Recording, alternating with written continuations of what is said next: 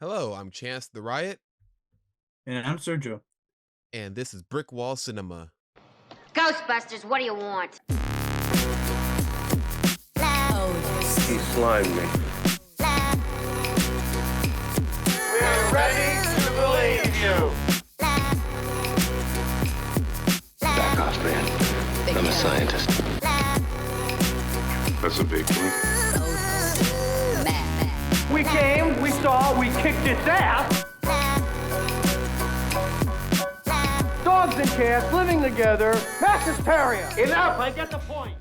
So, Sergio, you know what we're doing this week? Ghostbusters month?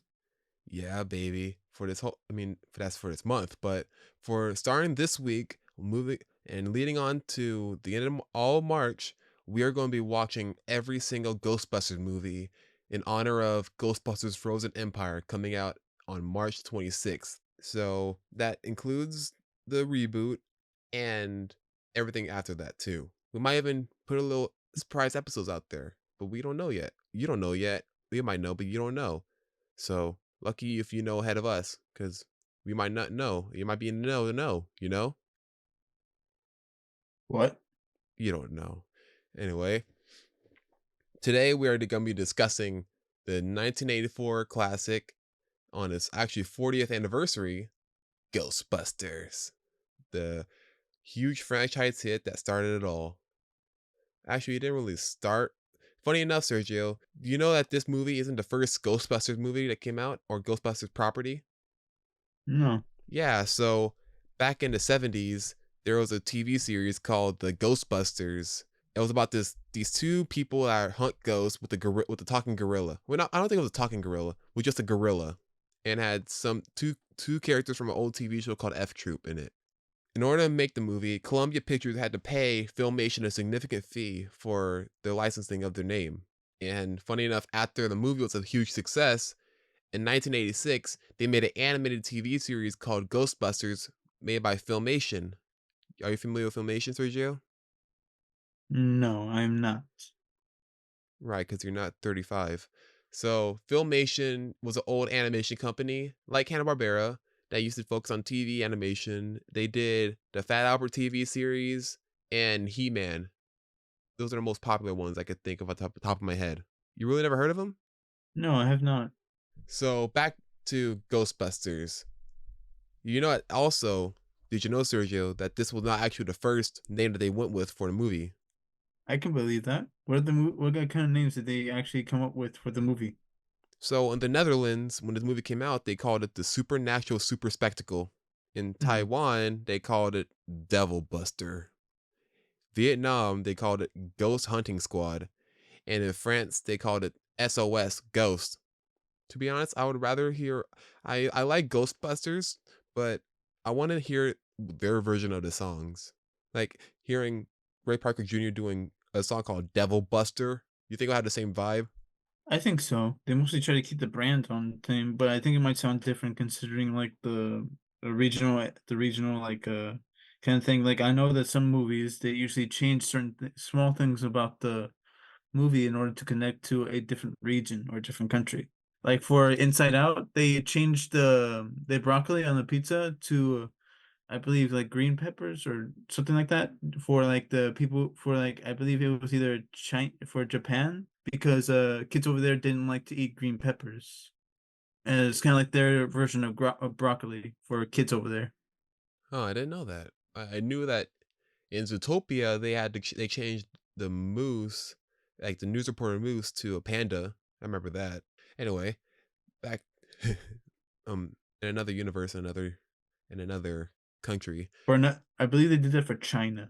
Right, China. I was wrong with that. All So right. Anyway, back to the Ghostbusters movie.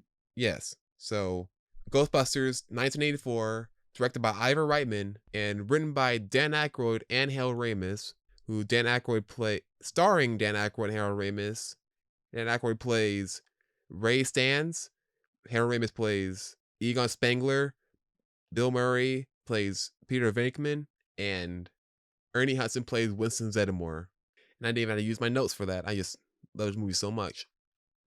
So let's get some facts out the way. Let's get some trivia out the way for casting. We all know the elephant in the room when it comes to the Ghostbusters casting for Ernie Hudson. So, Ernie Hudson said it was not hard enough to feel hurt by how the studio sidelined Winston and kept him off the promotional material.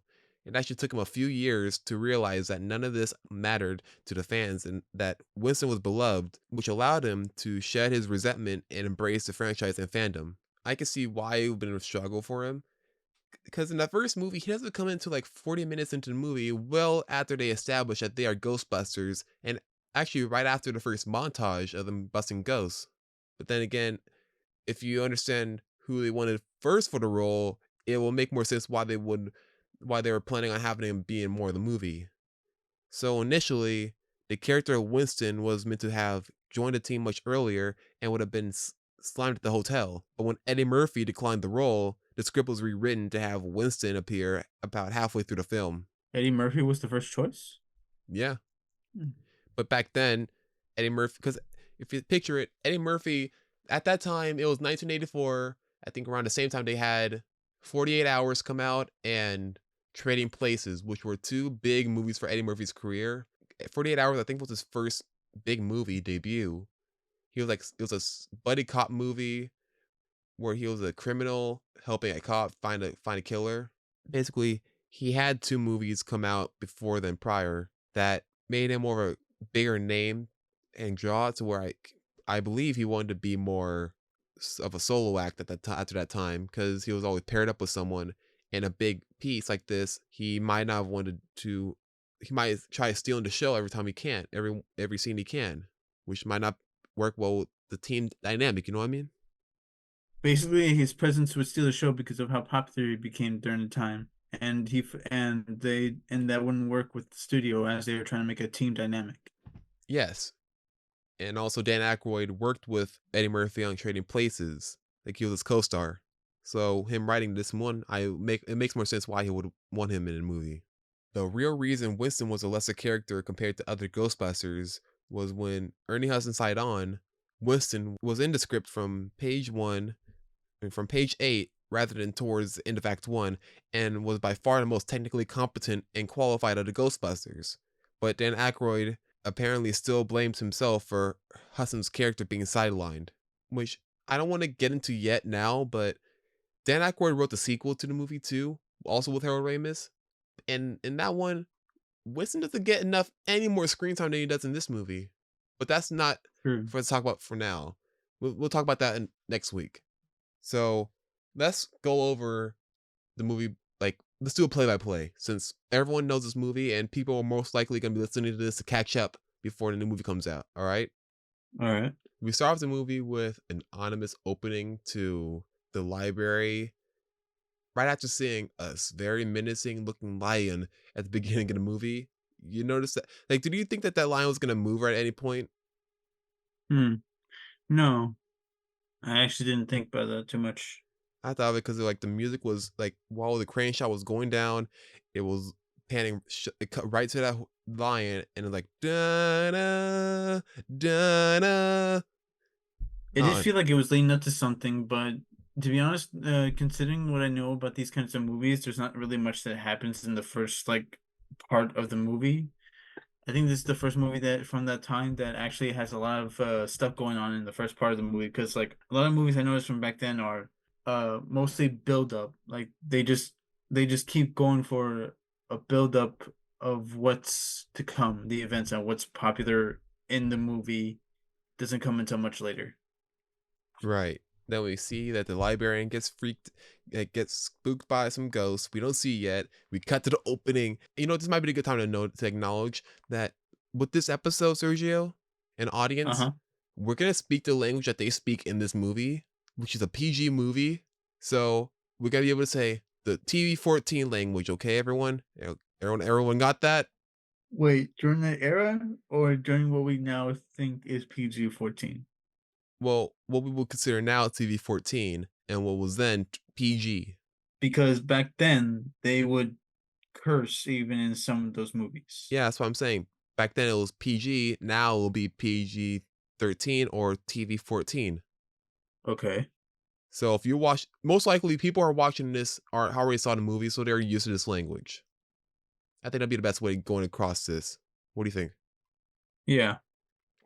All right, so we then cut to meeting. We first then get our introduction to Peter Venkman, who is in the middle of doing a test with two college students. And both of them are both suck at doing the cards, like doing the memorizing, like trying to see if, what was he studying against, Sergio? He was trying to study the negative, negative. He was Reinforcement, trying to study negative. the negative effect on Um, people. no, he was trying to test ESP, but with electroshocks, basically. I can't say what the Also, I was right. negative reinforcement, basically by punishing them to try and see if their ESP abilities would be more effective. Right, and I remember because he said like the effect. I'll tell you the effect. It's pissing me off. uh Yeah. yeah. So then after all that, we see him confronting the girl, saying, "Yeah, you're gonna be used to that. You have a gift, and people are gonna want to hate on it." Basically that. And Yeah. then we see busting in the room. We see Ray coming and played by Dan Aykroyd, coming and saying, "Hey, did you hear about this new case? This new ghost theory that happened at the library? We gotta figure it out." So then both of them head over to the library, and they come across Egon Spangler doing a round, seeing what other activities going around with the PKE meter, waving it around. Which personally, I've always wanted to have a PKE meter, but they're like I'm super. pretty sure every kid during this time wanted something like that. Like, remember in Stranger Things when the kids all dressed up as Ghostbusters? Yeah, Yeah, I feel like that's a lot of kids during this time. yeah. It's funny also thinking about like, I want to play as some like it's crazy thinking about like, no, you don't want to play as a kid or anything like that. Back then, all these kids want to be grown men. You ever realize that? I mean, yeah, that's how most costumes are. Well, Usually yeah, grown men. I don't yeah. think like any of them want. I don't think like there are any costumes of like actual kids. Well, yeah, I guess so. But like, oh, it's always middle-aged men too. Uh-huh. Okay, I thought you're gonna have some more bouncing off humor off that, but I I'm guess not like really Judge sure. said. Well, like I said, there's a lot of like icons or like actors that are like middle aged and they play like pretty iconic characters that kids would love. So to me, it's not that much of like new information. Like pretty much any character you can think of is either grown or middle aged or something like that. There's not really like any kid that you would see that would be dressing up as another kid from some kind of a character from like fiction because there weren't a lot back then. It's only recently that there are some actual like kid characters in shows, movies, and other stuff that you could possibly like make costume out of because they've only started doing that nowadays. Well, they have been doing it for a while, but they have been as iconic as now, or even have anything they can make a costume based off of. Okay, so back to the movie. Um, we then come across the first ghost that they see, just a librarian, a ghost librarian putting things up on the shelf.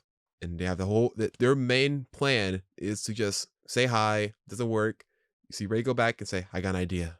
They all slowly come back and he yell, "Get her!" He just charge at her and he gets scream, run away. And after the whole scene, they go back to the college where they work at and find out that they were all fired because basically they're not showing results and they're basically using their grants for lollygagging. Not really lollygagging, but for other purposes, which sounds illegal saying out loud. When do you think that's illegal?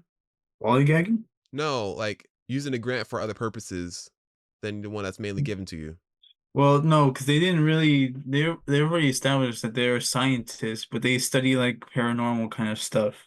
So technically, that is within the realms of what they're using the grant for. It's just that they feel like their department has not been proven any kind of results of any kind of like achievements or like any kind of progress. So they decided that the department should be shut down in order to save the college more money, so they can put the money into other departments that prove like useful. Okay.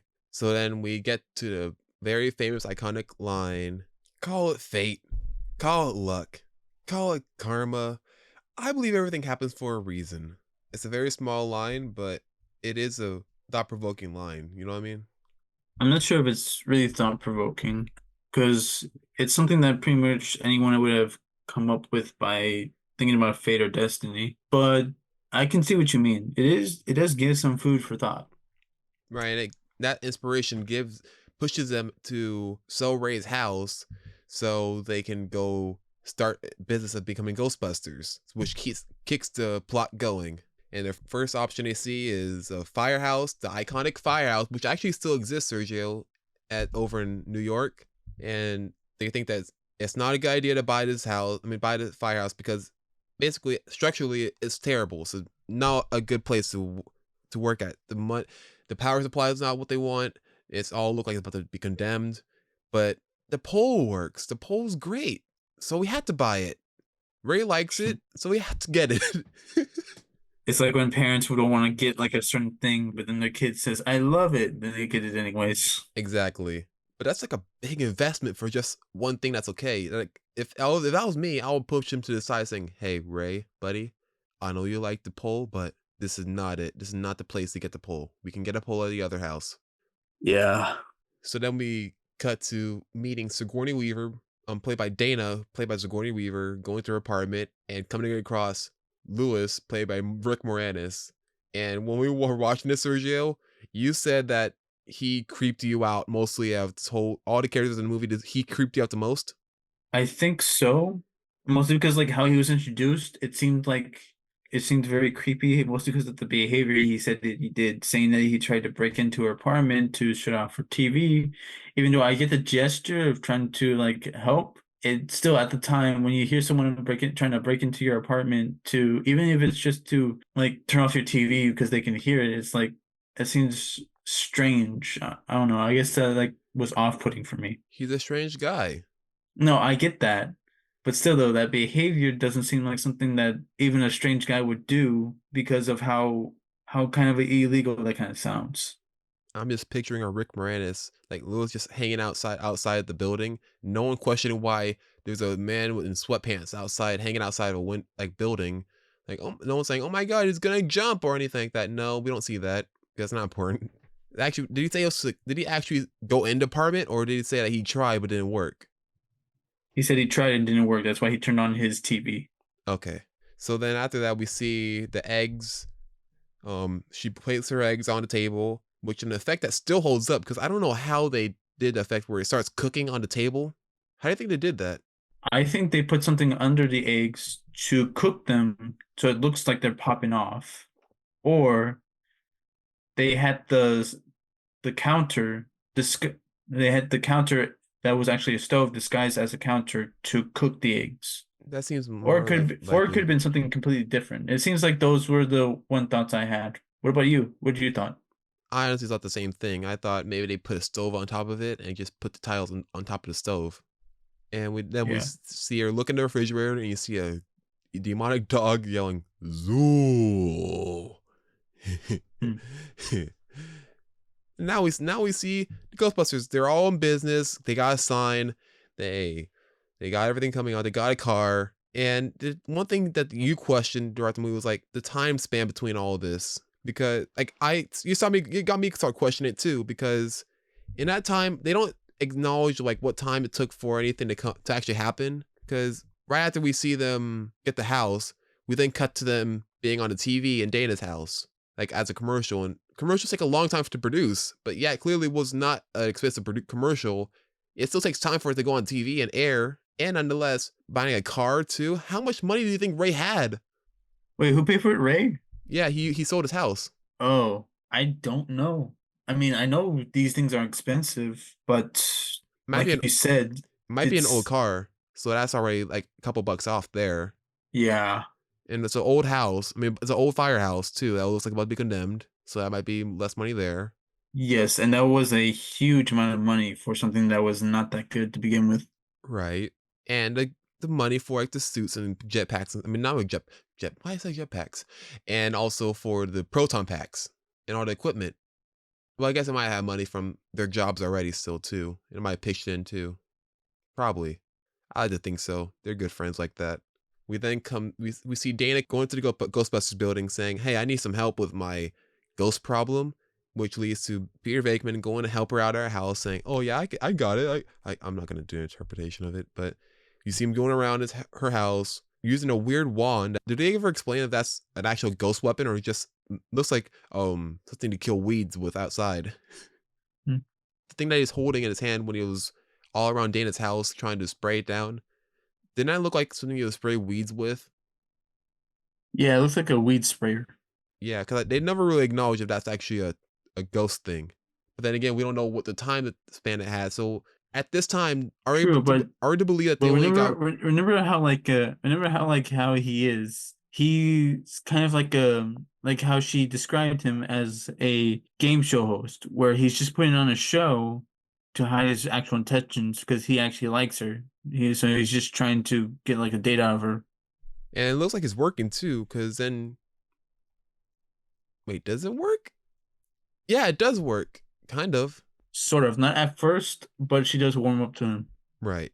And because she just went through like a very horrifying experience with this ghost, and he's over here making kind of like a joke out of it, but he's also comforting her. And we also learn later when they're eating dinner, saying that all their petty cash is wasted on this last food that they have right now. We find out later in the movie that they paid her. Dana paid her and paid them in advance. Wouldn't it mean that they have money for more food? Wait, what? Remember later in the movie, they said that Dana paid them in advance. They said that we shouldn't stop we should probably help the lady that paid us in advance. Yeah, but they're all out of money, which is why they said that that money they had from her they used to actually buy their food. Oh, that's not really that much money. Well, yeah, they don't really have a whole lot of ways to charge her a whole lot. Most because it was just like them going over to her apartment and checking it out. And remember, he didn't really do anything besides like make like a bogus kind of like sprayer. So then we get our first call with the iconic line. We got one! Well, we didn't even actually acknowledge Janine. Janine, played by Annie Potts. This is like her first this is her first role too. She hasn't had like a big movie before this, but it's like a small role, but it's a still memorable role. She gets more play like in the sequel. So they get their first call. They're on their way to the hotel, and they come across the iconic villain. They're not really villain. The iconic ghost Slimer, the green ghost. If no one has seen the movie, and this is the point where they would have had Ernie Hudson be in the movie, which is actually 10 minutes before he would be in a movie, 30 minutes into the movie. But I don't want to get into that again. So we come across Slimer. He signs Bill Murray. He slimed me. That's great! Actual physical contact! Can you move? And we get to the ballroom while they're shooting everything up, while they're trying to catch him. Honestly, the funniest thing in that whole scene to me is the scene where they're like, "Help me move this," and they just throw the table across the room, and you hear in the background. Yeah, you see them just like throwing stuff all over the place, trying to make room for the fact that they're trying to catch a ghost. No, but it's like it's hearing the reactions of the people from outside. Yes, hearing the reactions of people outside, or hearing the commotion that's happening inside from the outsider's perspective. Yeah, it's of the people outside. All the collateral damage that they don't pay for. But that's also one thing that came up was you hear them charging the guy from the hotel. So I'm wondering, how much did they charge Dana actually? Knowing Bill Murray, they might give her a discount. Probably, but how much was that? Because like the amount of the equipment they used to capture the ghost, and now it's like over $5,000. So I'm wondering, how much did they actually charge her? They never really said. Yeah, so that makes the question, like, what's their charge for all of this? They screw the guy over. Look, true. Like, how much was it? Like, I think it was like $4,000. I said $5,000. Yeah, like I never knew it would be that much. I'm not paying it. Oh, that's fine. We'll just put the ghost back inside. Yeah. Then now they're recognized as Ghostbusters, and ghosts are popping up all around the town, out of nowhere, basically. Until we find out later that Gozer, an interdimensional being, is trying to reawaken. I'm sorry? He's trying to enter the dimension or like reawaken or something like that. Yes. So that's the reason why ghosts are popping up out of nowhere in New York and New York only. To be honest, I can kind of see why like the government or like the mayor was sending people to investigate, because all this is very coincidental. Like all this is very coincidental. Ghosts start popping up out of nowhere, and all of a sudden there's these Ghostbusters that are going around town charging people to take care of these ghosts that coincidentally pop up. Right.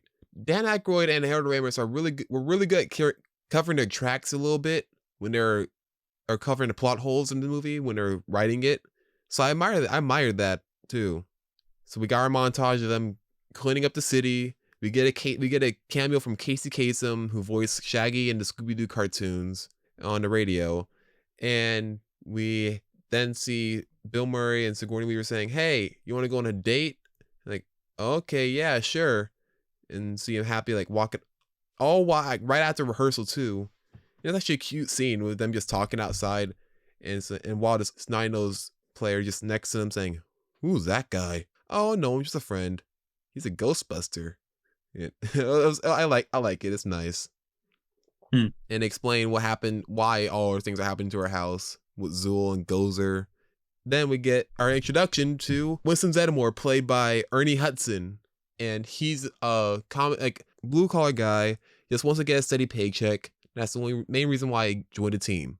When they ask him if he believes in the paranormal and paranormal stuff, he just says, "If there's a steady paycheck in it, I'll believe anything you say." So it's nice to know that there's not really people that are disbelieving him. Like it's cool that just some guy coming out of the street saying, "Hey, I want to join the team." All right, even getting paid for it, yeah. So then we get an explanation on how they captured a ghost by locking it up in the vault, which will come up back later in the movie. And we meet Walter Peck, played by William Atherton. Here's a fun fact for you. So this movie ruined William Atherton's life with random people yelling, "Hey, Dickless," at him in the streets. He was then typecast as... I thought that was what the Ghostbusters were calling him because of how much of an asshole he was. Yeah, but in real life, this movie ruined his life because people out in the street were calling him Dickless. Damn. Yeah. How's he doing now? Or is he still alive, isn't he? Oh, he is doing good. He's in the new one. He's in Frozen Empire. He's in the trailer. Oh, okay. Yes, I guess the wound healed over. I guess so. But it's kind of funny. Like after that role, he got typecast as jerk characters for the next decade. Like he was in Die Hard and a movie called Biodome as a jerk, the snob jerk. And we find out he worked for the Environmental Protection. He works for the EPA, the Environmental Protection Agency, and is trying to figure out why they're like, he doesn't believe anything that the Ghostbusters is saying to them. So he wants to see where they're containing the ghosts because he just thinks that they're all lights and mirrors, smoke and mirrors. So Peter Raymond says, "No, I don't want to show you." He's like, "You will show it to me." Like, fine, all right. Bring the cops over? Sure, I'll show it to you. Later in the movie, they bring the cops and release all the chaos and all the ghosts that were captured into the New York. And chaos ensues. You see ghosts in cabs, which look like actual cabbies. And now our cabbie audience is unsubscribing at this moment. Great. Now it's going to be even harder for me to get a taxi in New York. We then see Dana get captured by Zool and transformed into the Gate Master, and we see Louis Tully get chased around the street by a Zool dog and turn into the Key Master, which up until now, I've watched this movie over hundreds of times growing up. I never noticed Rick Moranis, the man, was the Key Master, and why Sigourney Weaver, the woman, was the gatekeeper. I'm personally surprised that you never caught up on that. Well, because it's a subtle joke. I didn't really pick up on it until now. Well, yeah, but you told me what happens when they got possessed and they got together. So I just figured that you would have known about that. Some things just fly over people's heads, Sergio. That doesn't seem like something that should fly over your head if they deal with what they did when they possessed. Well, it did. I just didn't pick up on it. I was too amazed by everything else I was seeing that I didn't pick up on that one thing. It happens to everyone, Sergio. So I could count over 5 times, like, on top of my head that you were like, "Oh," and start laughing like that. But I'm not gonna pull it up because we're getting off topic. So then they get taken over to the government, to the mayor's office by Walter Peck, saying that they are chaos ensuing, that they caused an explosion, and we all know the truth. They didn't do it. Walter Peck did. He forced them to. Then they get told by the government saying, "Hey, we gotta stop this," and they say, "Oh, okay, well, let's get a priest," and it says, "I think it's an act of God, but don't quote me on that," which is one of the best lines in the whole movie. Have anything to say about this scene? Which scene again? The scene where they're in the government, in the mayor's office. No, not really. All right. Let's just say also that there are over 5 iconic lines in that one scene alone. It's honestly an amazing scene, like an amazing scene if you think about it. We got Winston saying, Since I joined these men, I have seen shit that'll turn you white. we got Bill Murray saying, Human sacrifice, dogs and cats living together, mass hysteria. we got the priest saying, "It's a sign of God, but don't quote me on that." We got William Atherton saying, Dan Aykroyd calling him Dickless in the scene. It's like 4 iconic lines in that one scene alone, which no one ever talks about. That's awesome. Anyway, so then they convince the mayor to save the day by telling him that you'll be saving a lot of voters. So they're like, "Oh yeah, sure, go ahead, save the day." Which cue the music called "Save the Day." Most of the songs in this movie haven't been as iconic as the main song in the movie, like the Ray Parker Jr. Ghostbusters theme song. Every other song in this one don't really have any significance besides just being in the movie, which wasn't supposed to happen. They had a composer compose songs the whole movie, but then at the last minute they said, "Hey, let's add some songs in this one." So somewhere out there is a unused score for Ghostbusters, which we need to find. If it's unused, wouldn't it be like in the vault? Wouldn't it be in the vault? Probably. Because do you think they would have sent it out into the internet? Maybe. I'm gonna do my research on it. I mean, we can try and look for it, but I don't know if it's going to be anywhere. Probably not. And also, now we lead to the one scene I thought was always weird that they had in the movie because it had no significance in the rest of the plot whatsoever, which is them up right in front of the hotel, about to walk in, but then next thing you know, oh no, the floor collapses. What do? We just get out. And now we're back in Before the collapses corner. and the Ghostbusters all just fall into it. Yeah, and then they just get back out and they're like, "All right, that was weird. Let's go in." It seemed like it had no reason to be in the movie, but it's funny that it's still in there because it looked like really expensive. I still don't know how they threw it, how they did it. I think the whole reason why they had it in there is because they had a plan for it, but that plan fell apart because they didn't have the budget for it. So they just went along with it because of how expensive the shot was. More than likely, because also there's a lot of deleted scenes in this one and the sequel that they either shot and didn't use or wrote but didn't film. Yeah. And so we see them going up the stairs, about to stop him at the roof, and come across Gozer the Gozerian. Wait, is that his name? Is that his actual name, Gozer the Gozerian? I don't know. Because they mentioned that Gozer was mentioned in several different like civilizations, so he goes by many names. So I'm not 100% sure. Yeah, it is Gozer the Gozerian. I just checked. Oh, okay.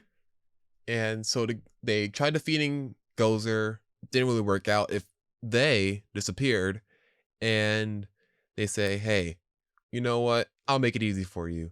Tell me how you want to be destroyed, and you think about it, and I'll make it for you. Don't worry about it."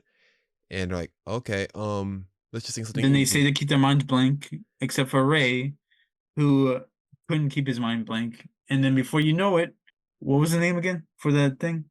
Stay Puft Marshmallow Man. Trying to think of the most non-threatening thing. The It just popped marshmallow in man. there.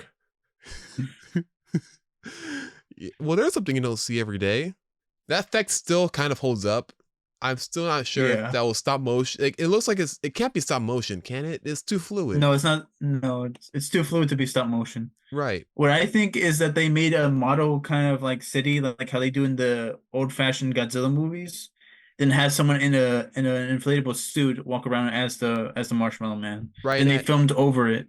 And they had like an overlay over it. Yeah, that's what I think they did. That'll make more sense. Yeah, because it's moving too well. Yeah, I'm seeing right now. And so they try shooting it up. They try blasting it and realize it doesn't work. The only way to do it is to cross the streams. And which leads to them saving a day. Marshmallow cream goes everywhere across the whole street. Or if you want to go by technicals, they just use shaving cream everywhere. And with Winston giving the last line of the movie, I love this town! cue the Ghostbusters theme song, and end of the first movie. We actually know one more thing. They end with the most awkward kiss in film history with Bill Murray and Sigourney Weaver, like him just shoving his face against hers. It felt so weird. Because of everything that happened, or because is that the fact that they're kissing at this moment? No, visually just an awkward looking kiss. It didn't feel passion or anything. It's like, hey, come over here. Closer, closer. Oh, we're touching. Closer. Okay. It felt weird. You're saying their performance wasn't like convincing? Yeah, it didn't feel convincing. It really felt forced. It might have been, because I do know like in some movies they do have to force themselves to actually kiss, because of like there was this one time in a movie where the actress had a really bad toothache, so kissing her co-star was very painful. It could have been something like that. God, Like they just couldn't get like the right performance right. Man, that must have sucked. If you Yeah. can't kiss someone because of toothache, I'm gonna go into the dentist that day to get it fixed. Yeah. I'm sorry, baby. I can't But kiss you. I got a toothache. I'm sorry. That feels weird. That sounds weird. yeah. And so yeah, we wrap up the day with them with the awkward kiss and the Ghostbusters driving away, and that's the end of Ghostbusters 1. Let's give our rating, Sergio. I'll go first. 5 out of 5. No questions about it. Always gonna be 5 out of 5. Never gonna change. Always gonna stay 5 out of 5. No matter what year is going on, 5 out of 5. You? To be honest, it's funny, but I didn't enjoy it as much as you did. You didn't? No. Oh my god. And I'm not sure what rating to give it. 5. I'd say 5. Should give it a 5. 3.8. 3.8. Yeah. I did like some parts about it, but overall the movie wasn't that enjoyable for me. What exactly wasn't enjoyable for you? The mass amounts of weird and gross humor, but like I said before, there are some parts where it has some really good jokes, but overall I was very confused throughout the whole thing. I did enjoy it. The music is great. Some of the jokes slap, but Did you just say slap? yeah, I never heard you say slap before. I know. It felt weird. Go ahead. And I don't know. For me, like when I first saw it, they already established that all these people knew each other. They already had like a sort of dynamic, and I felt that was very rushed because I didn't get to know them, who they were, until like after they've already established that they're already a team. And that felt very strange. As this movie came along, like as the movie went along more, I found out that there's more background that they're giving through us through exposition that makes it more authentic for me, in my opinion. Because I never really questioned how they met each other until now, and they explain like they're all from the same college, and they have a history of doing weird. Like Egon has a weird thing, like has weird tendencies. Like he collects spores, molds of fungus. He was about to drill a hole in his head, and that would have worked if Ray didn't stop him. Like small things like that. I thought was funny. Yeah, I felt like those were more of a throwaway gag jokes because nothing ever came up of that. Like Egon is something like a mad scientist, but he doesn't do anything else similar to that besides make the proton packs. Yeah. What do you want else? What else do you want him to make? No, I just thought that he would do more stuff that would bring home his character a lot more. But it's kind of the same that he's been doing throughout the entire film. There's nothing different that he does or something unique to his character that he does besides what he's already done throughout the entire film. I guess what I'm saying is that these characters are very static. That's not a bad thing, because you get to a feel for the characters at the beginning of the movie, then you follow them along this journey, and it's great. But for me, I thought that coming into this movie that they would be a little more dynamic, where they might do some changes, or you might learn more about their character than you wouldn't by not watching this movie, I guess. So you wouldn't recommend this movie? No, I would recommend this movie to other people. It's just that for me, I didn't enjoy it as much as I thought it would, which I guess kind of like hindered my experience of it. Okay.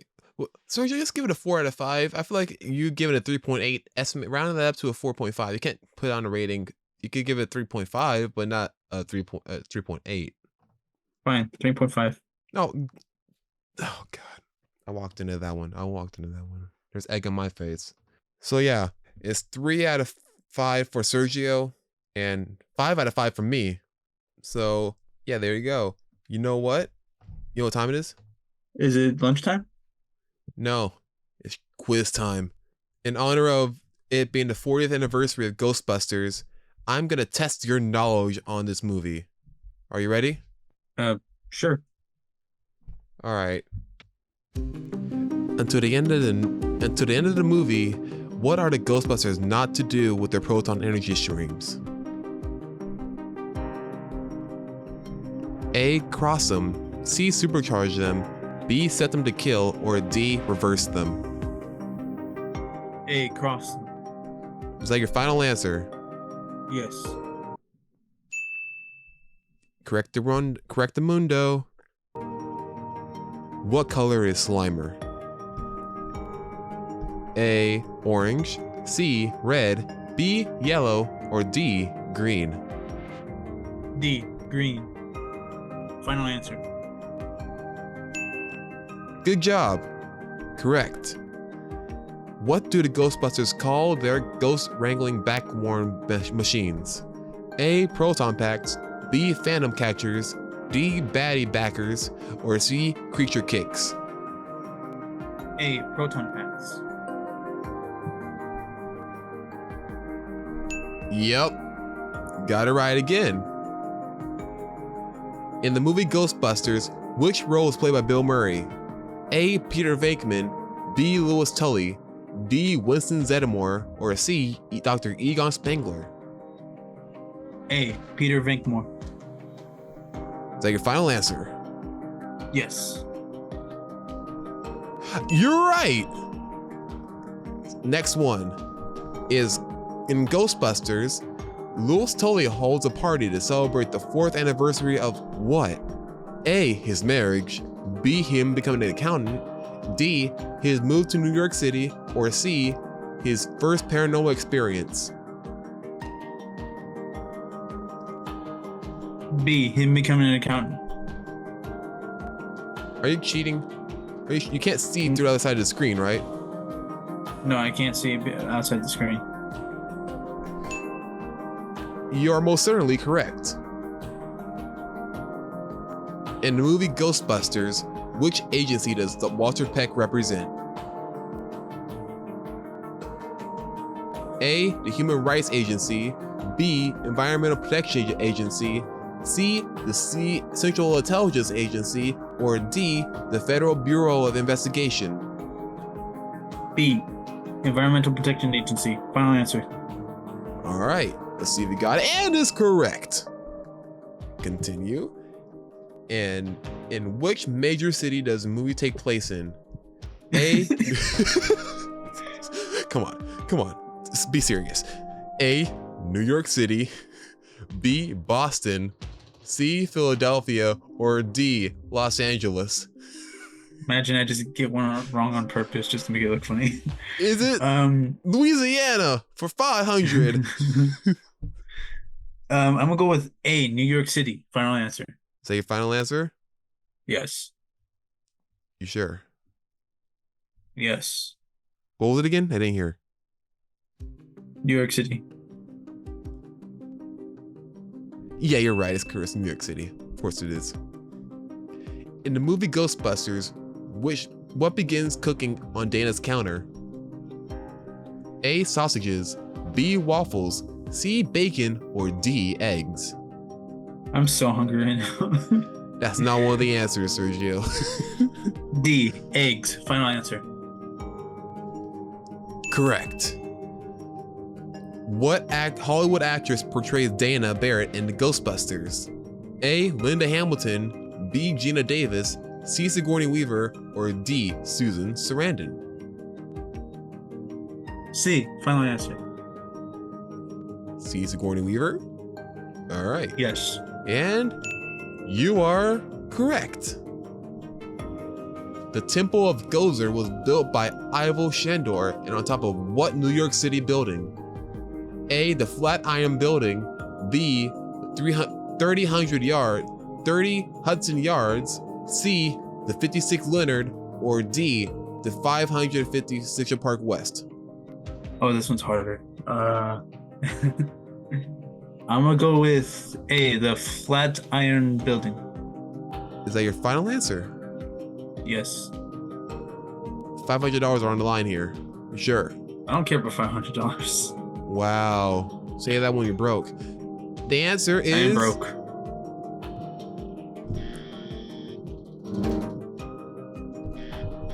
I'm sorry, wait. It's incorrect. You might not be able to hear it. That's X. You're incorrect. The Ghostbusters headquarters are located in what kind of building? A. Firehouse, B. Library, C. Cave, or D. Warehouse? A. Firehouse. Correct. In the movie Ghostbusters, which character gets slimed by a Slimer in the hotel? A. Peter Venkman, B. Janine Melnitz, C. Winston Zeddemore, or D. Louis Tully? A. Peter Venkman. Correct. Don't worry, we got 3 more to go. Complete this quote of Winston's from Ghostbusters. Ray, when someone asks if you're a god, you say blank. A. Yes, B. No, C. Sorry, or D. Serve me? A. Yes. Are you sure? Yes. Okay, yeah, yes. You're right. Yes. What snack food was used by Egon Spengler to explain different levels of psychokinetic energy? A. Ho-Hos, B. Twizzlers, C. Twinkies, or D. Donuts? C. Twinkie. Yeah, it'll be pretty weird if that's a big ho-ho. Probably gets movie a PG-13 rating. Correct. Our final question. You ready for this one? Yes. Which actor portrayed the character Winston in Ghostbusters? A. Dan Aykroyd, B. Ernie Hudson, C. Harold Ramis, or D. Bill Murray?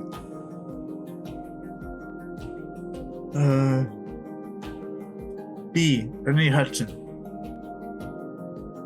All for nothing, you sure? Yes. Yep, you're right. Congratulations, Sergio. You won absolutely nothing. You win. Good day, sir. You did a good job, though. You did a lot more than I thought you would. But then again, I gave you most of the answers with us going through almost the whole movie. True. That's what I was thinking. Like, Should have done this before. I really screwed up on this one. Might do better next time. Maybe. Me, I would do better by making it harder. It's a way too easy questions. What color is Slimer? Oh, was it blue? No, it's green. These are easy questions. I should get a harder one. Also, where'd you get this quiz from? Grizzly.com. Ah, okay. GRIZLY.com. So yeah, it was a reliable source. Oh, okay. Anyway, let's wrap up. Is that all we have? Is that all we have for this episode? Yep. And this is just the beginning of our Ghostbusters month. Stay tuned next week for Ghostbusters 2 and we'll see you later. I'm Chance, And I'm Sergio.